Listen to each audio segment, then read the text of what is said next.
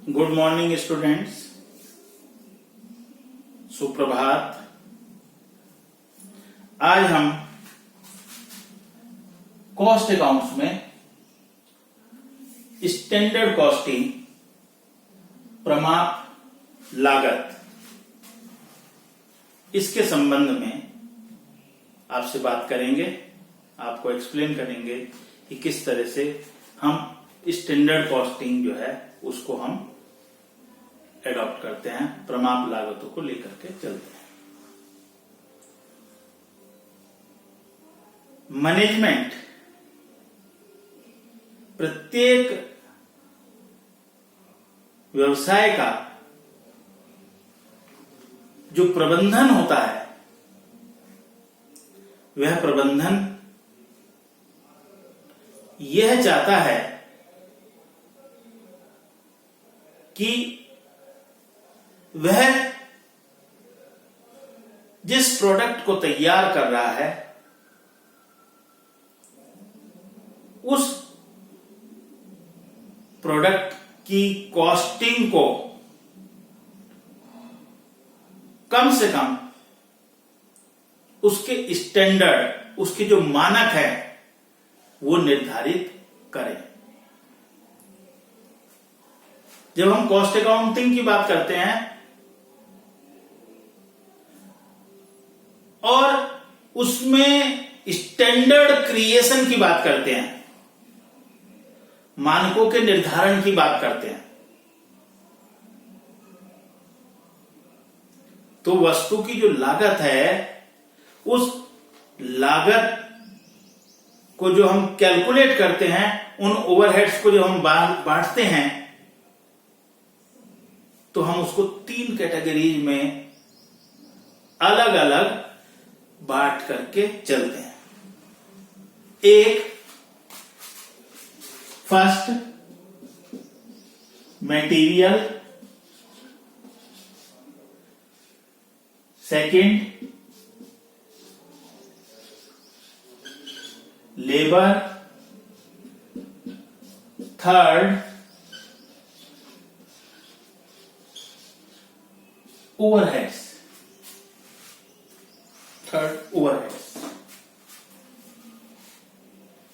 जब भी हम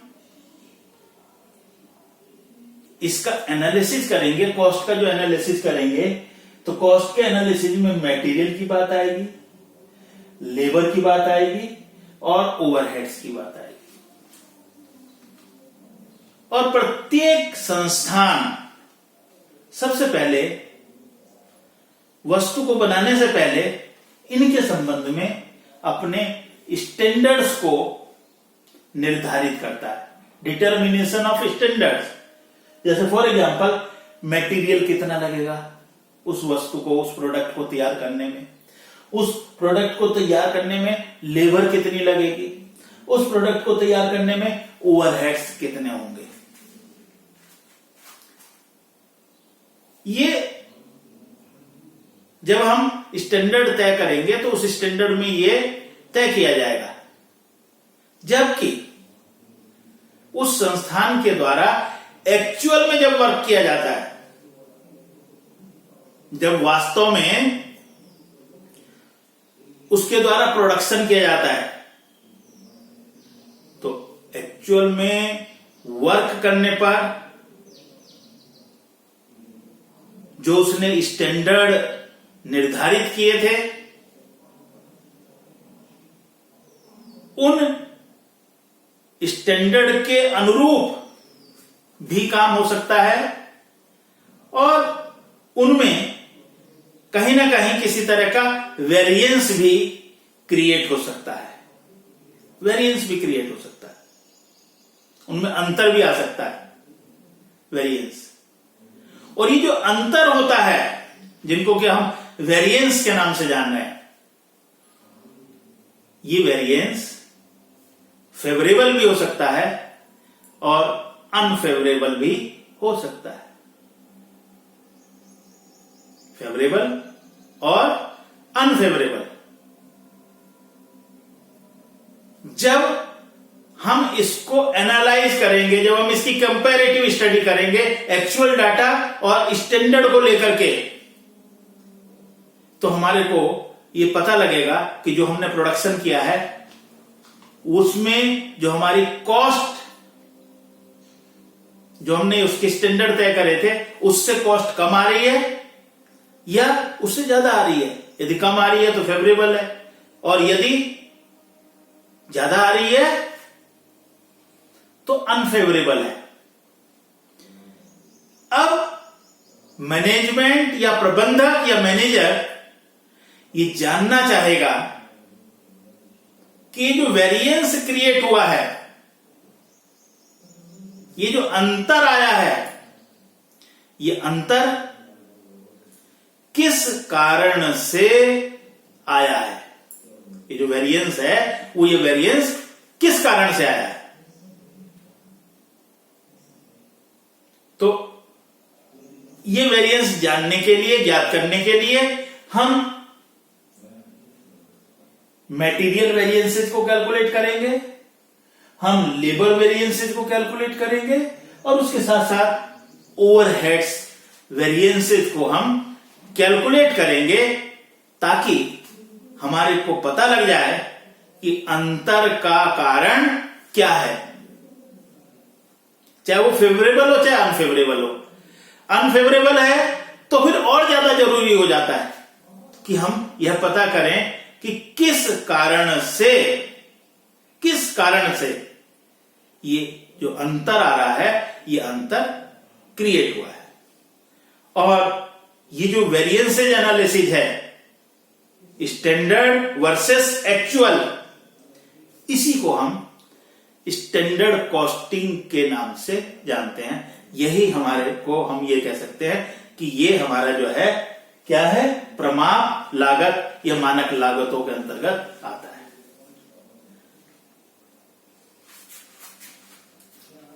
सबसे पहले हम बात करते हैं मटेरियल वेरिएंसेस की।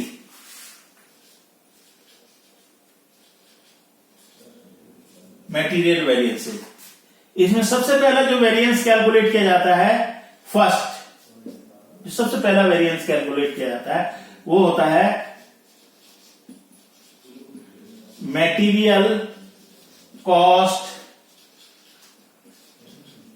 वेरिएंस। और मटेरियल कॉस्ट वेरिएंस होता है standard quantity into standard price, standard quantity into standard price minus actual quantity into actual price. या इसको हम इस तरह से भी कह सकते हैं, standard material cost minus actual material cost. Standard material cost minus actual material cost, और ये आती है आपकी standard quantity multiplied with standard price और actual quantity multiplied with actual price. इससे आप इसको कैलकुलेट कर सकते हैं। और नेक्स्ट फिर हमारे को निकालना होता है material price variance. Material price variance, material price variance का फार्मूला होता है standard price minus actual price, standard price minus actual price into actual quantity. Actual quantity से इसको मल्टीप्लाइड कर देते हैं। सी थर्ड, मटेरियल यूसेज वेरिएंस। ये होता है standard quantity minus actual quantity into standard price. इसको हम स्टैंडर्ड प्राइस से मल्टीप्लाइड कर देते हैं। तो material cost variance, material price variance, material usages variance, जिसको कि क्वांटिटी वेरिएंस के नाम से भी हम जानते हैं, standard quantity minus actual quantity into standard price. एक इसका टेस्ट भी होता है कि हमने ये सब सही किया है नहीं किया। तो MCV यानी कि material cost variance is equal to होता है MPV प्लस MUV। ये इन दोनों के टोटल के इक्वलेंट होता है, इसके बराबर होता है। और ये हमारे को पता लग जाता है कि जो हमारी जो कैलकुलेशन है, जो हमने कैलकुलेट किया है, वो सही भी किया है अथवा नहीं। अच्छी तरह से समझ लीजिए आप। तो जब हम मटेरियल वेरिएंसेस कैलकुलेट करते हैं तो इसमें material cost variance, material price variance, material usage variance, इसके अलावा भी मटेरियल के दो वेरिएंस और होते हैं। क्योंकि जब हम किसी प्रोडक्शन को तैयार करते हैं, प्रोडक्ट को तैयार करते हैं, तो उस प्रोडक्ट को तैयार करने में हमें multiple types of raw material use करना पड़ सकता है, अलग अलग तरह का। यानी कि इसका मतलब ये हुआ कि we mix the raw material then we make the product, तभी तो प्रोडक्ट बनेगा। जब किसी वस्तु को बनाने के लिए एक से अधिक प्रकार के रॉ मटेरियल की आवश्यकता होती है, तो वहां पर हमारे को आवश्यकता पड़ती है कि हम मिक्स वेरिएंस कैलकुलेट करें, मटेरियल मिक्स वेरिएंस भी कैलकुलेट करें। इसको हम समझाएंगे जब हम आपको क्वेश्चन कराएंगे, तब हम इसको बताएंगे किस तरह से मिक्स वेरिएंस जो है कैलकुलेट किया जाता है। और जब मिक्स वेरिएंस हम कैलकुलेट कर लेते हैं तो एक और वेरिएंस हमारे को कैलकुलेट करना होता है मटेरियल का ही, उसको हम मटेरियल यील्ड वेरिएंस के नाम से जानते हैं, मटेरियल यील्ड वेरिएंस के नाम से जानते हैं। तो ये दोनों जो वेरिएंसेज हैं, तीन तो मैंने यहां लिखे, दो और आपको बताए, मिक्स वेरिएंस और यील्ड वेरिएंस। इन दोनों वेरिएंसेज का यूज तभी होगा जब किसी वस्तु को बनाने में एक से अधिक प्रकार के रॉ मटेरियल का प्रयोग किया जाता है। तो इसको हम जब क्वेश्चन आपको एक्सप्लेन करेंगे, जब इस तरह का क्वेश्चन आएगा, तब हम आपको बताएंगे कि किस तरह से मिक्स वेरिएंस निकालेंगे और किस तरह से यील्ड वेरिएंस को निकाला जाएगा। फिलहाल हम आपको एक क्वेश्चन जो है वो समझाते हैं जिनमें इन तीनों वेरिएंसेज के बारे में कैलकुलेशन की जाएगी। और ये मैंने बताया कि ये इसका टेस्ट है कि हमने उसको सही तरह से कैलकुलेट भी किया या नहीं किया। हम एक क्वेश्चन को लेकर के चलते हैं। From the standard cost card, standard cost card दिया हुआ है, it is observe that 1 unit of product x, product x की 1 यूनिट, एक यूनिट को बनाने के लिए material, raw material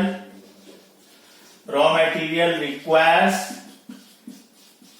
2 kg, 2 kilogram raw material की आवश्यकता पड़ती है at the rate of ₹10 per kg, at the rate of ₹10 per kg। यानी उसका जो रेट है, जो स्टैंडर्ड रेट है, वो कितना है? 10 रुपए, 10 per kg। आगे कहा गया है during the month of January, during the month of January 800 units of product x were produce. ये हमारे को क्या दिया हुआ है? एक्चुअल, ये एक्चुअल दे दिया। कितनी बनी? 800 यूनिट्स। और जो एक्चुअल प्राइस पेड किया, actual price paid at the rate of ₹9 per kg। एक उसके लिए जो हमने पेमेंट किया है वो कितना किया है? 9 per kg and total cost is rupees 15,300। ये गिवन है, टोटल जो कॉस्ट दी हुई है वो 15,300 जो है हमारे को दी हुई है। तो फिर समझ लेते हैं, प्रोडक्ट एक्स हम प्रोड्यूस कर रहे हैं, उसके लिए रॉ मटेरियल रिक्वायर्ड है जो स्टैंडर्ड है वो 2 kg है। रेट जो है उसका 10 रुपए प्रति किलोग्राम है। जनवरी माह में हमने जो प्रोड्यूस किया, एक्चुअल जो प्रोड्यूस किया दैट इज 800 यूनिट्स, वो 800 यूनिट हमने प्रोड्यूस किया। एक्चुअल प्राइस पेड, जो हमने एक्चुअल प्राइस पेड किया है वो 9 रुपीज पर केजी है और जो कॉस्ट है वो 15,300 रुपए है। तो ये जो है आपको क्वेश्चन दिया हुआ है और इसके बेसिस पर हमारे को वेरिएंसेज को जो है कैलकुलेट करना है। तो देखें किस तरह से इनके वेरिएंसेज को जो है वो कैलकुलेट किया जाएगा। तो हम यहां पर एक टेबल जो है वो बना लेते हैं।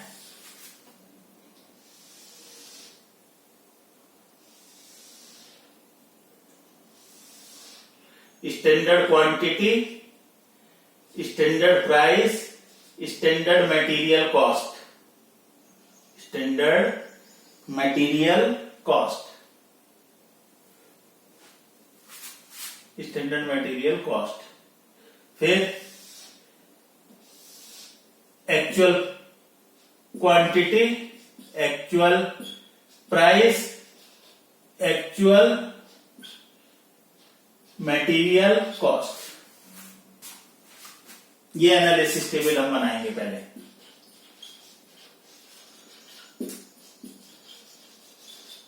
इसमें भी आप अच्छी तरह से ध्यान रख लें कि सबसे पहले हम एक्चुअल के डेटा को लेकर के चलेंगे। किस डेटा को लेकर के चलेंगे? एक्चुअल के डेटा को लेकर के चलेंगे। एक्चुअल मटेरियल कॉस्ट कितनी दी हुई है वो हमारे को गिवन थी 15,300, 15,300। प्राइस कितना था? 9 रुपए प्राइस था। अब जो क्वांटिटी यूज हुई होगी वो हम देख लेते हैं। 15,300 हमने पेमेंट की है और रेट जो किया है हमने 9 रुपए के हिसाब से, तो इसका मतलब we use 1700 units. How many units we use? 1700। कैसे पता लगा? 15,300 ये हमारे को कॉस्ट दी हुई है। अब 1700 इंटू 9 तो ये कितना आ जाएगा? 15,300। अब आप यहां देखें, इससे जो ये तो इनपुट हो गई, इनपुट से जो आउटपुट आपकी तैयार हुई है वो कितनी हुई है? 800 यूनिट्स। यहां पर भी हमारे को कितना लेकर के चलना है? 800 यूनिट्स। क्योंकि जब हम कंपेयर करेंगे तो कंपेयर करने के लिए जो आउटपुट यूनिट है वो इक्वल होनी चाहिए। अगर आउटपुट यूनिट में डिफरेंस आ गया तो वैसे ही आपका वेरिएंस क्रिएट दिखाएगा। अब हमारे को तो ये देखना है कि यहां जब हमने एक्चुअल में 800 यूनिट बनाई है और स्टैंडर्ड भी 800 यूनिट बनाते तब क्या डिफरेंस क्रिएट होता है, यही तो वेरिएंस कैलकुलेट करना है। तो इसलिए बहुत जरूरी है कि जो आपके आउटपुट है वो आउटपुट एक्चुअल की आउटपुट के बराबर स्टैंडर्ड की आउटपुट भी होनी चाहिए। और इसीलिए हमने पहले कहा कि first you write down the actual data. आप एक्चुअल डाटा लिख लीजिए। हमारे को रेट दिया था 9 रुपए, मैंने 9 रुपए लिख दिया। 15,300 टोटल कॉस्ट दी हुई थी, 15,300 टोटल कॉस्ट दे दी। 9 रुपीज के हिसाब से how many quantity use divide करके निकाल लिया, 1700 आ गई। और क्वेश्चन में कहा गया था वी प्रिपेयर 800 यूनिट्स। 800 यूनिट्स हमने बनाई है, तो इससे 1700 से 800 यूनिट्स बनी। 1700 इंटू 9 15,300 आ गई। अब यही 800 यूनिट्स हमारे को स्टैंडर्ड में भी बनानी है। और स्टैंडर्ड में आपको कहा था कि एक यूनिट्स को प्रोड्यूस करने के लिए we requires 2 units of raw material. Question में गिवन है कितना चाहिए? एक वस्तु को बनाने के लिए 2 यूनिट रॉ मटेरियल की आवश्यकता है। तो हमें कितनी बनानी है? 800 बनानी है। 800 बनानी है तो 800 इंटू 2 हमारे को रॉ मटेरियल चाहिए होगा 1600 यूनिट, 1600 यूनिट। ये 1600 यूनिट जो है हमारे को यहां पर रिक्वायर्ड होगा। रेट आपको जो स्टैंडर्ड का दिया हुआ था वो रेट था 10 रुपीज पर केजी, 10 रुपए था। अब इसको मल्टीप्लाई करेंगे तो ये आ जाएगा 16,000 और यहां ये टोटल आ जाएगा 16,000, 16,000। तो ये आपकी एनालिसिस टेबल तैयार हो गई है। और जब ये एनालिसिस टेबल तैयार हो जाएगी तो इसको हम फार्मूले में फीड कर देंगे, फार्मूले में लगा देंगे, तो आप देखेंगे कि ये हमारा कितना इजी हो जाएगा और एकदम से हमारे को एनालिसिस करके ये पता लग जाएगा कि हमारा जो है वेरिएंस क्या है। सबसे पहले हम मटेरियल कॉस्ट वेरिएंस निकालेंगे। इसका फार्मूला होता है SMC minus AMC, standard material cost minus actual material cost. Standard material cost है 16,000 माइनस ये है 15,300, तो इज इक्वल टू ये आ गया 700। प्लस में आ रहा है तो इसको हम बोलेंगे फेवरेबल, फेवरेबल ये आ गया आपका favourable 700। Material price variance, standard price है 10 रुपए माइनस एक्चुअल प्राइस है 9 रुपए और एक्चुअल क्वांटिटी है 1700। तो इसको कैलकुलेट 10 माइनस 9 1 इंटू 1700, तो ये आ गया 1700 फेवरेबल, फेवरेबल आ गया, प्लस में आ गया तो favourable. Material usages variance, quantity quantity quantity है इसमें 1600, इसमें लगी है 1700 और प्राइस है स्टैंडर्ड का 10। तो 16 माइनस 17 100 यूनिट्स बच गया इंटू 10 1000 आ गया, 1000 एडवर्स, ये माइनस में आ रहा है तो इसीलिए ये एडवर्स कहलाएगा, ये एडवर्स कहलाएगा। तो इस तरह से ये आपने material cost variance, material price variance, material usages variance को कैलकुलेट किया। यदि आप इसको टेस्ट करते हैं, जो मैंने आपको बताया था कि हम इसको टेस्ट भी कर सकते हैं कि हमने सही किया या नहीं किया, इसको टेस्ट करते हैं। Material cost variance, material cost variance है 700 favourable is equal to MPV, MPV है 1700 फेवरेबल प्लस MUV है 1000 एडवर्स। तो 700 favourable is equal to 1700 favourable के हैं, 1000 एडवर्स के हैं, तो कितने बच जाएंगे 700 फेवरेबल। तो 700 इज इक्वल टू 700 फेवरेबल। तो इसका मतलब आपने जो कैलकुलेट किया है, ये जो निकाला है, ये बिल्कुल सही है। तो इस तरह से आज हमने बात की स्टैंडर्ड कॉस्टिंग की, आज शुरुआत की है। कल हम 1-2 और क्वेश्चंस को लेकर के चलेंगे जो मटेरियल वेरिएंसेस से ही रिलेटेड होंगे, उनको आपको एक्सप्लेन करेंगे और साथ ही साथ हम आपको एक्सप्लेन करेंगे कि किस तरह से मिक्स वेरिएंस और यील्ड वेरिएंस को कैलकुलेट किया जाता है। तब तक आप इन क्वेश्चंस को, इस चैप्टर को देखिएगा, पढ़िएगा, वीडियो को देखिए और टेक केयर ऑफ योरसेल्फ। मिलते हैं आपसे फिर एक नई वीडियो के साथ कल। Till and bye.